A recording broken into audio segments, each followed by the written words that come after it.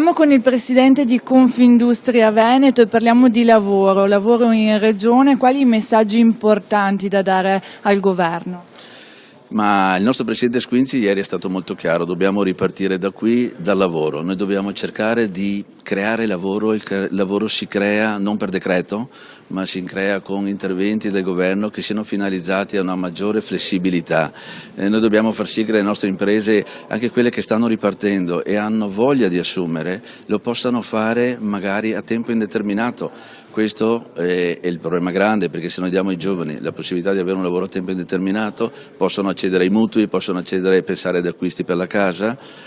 Per fare questo però dobbiamo non creare dei vincoli come adesso il mondo del lavoro a tempo indeterminato. Se riusciamo a rendere la legge un po' più flessibile e diamo agli imprenditori il desiderio e la voglia di assumere, lo ricordo sempre, noi non assumiamo col pensiero di poi licenziare, assumiamo perché siamo convinti che quella persona potrà restare con noi per sempre.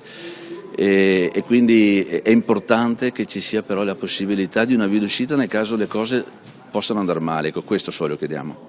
Oggi lei è a Padova per il premio Campiello, si parla della 5ª finalista, ecco, una commistione tra imprese e cultura.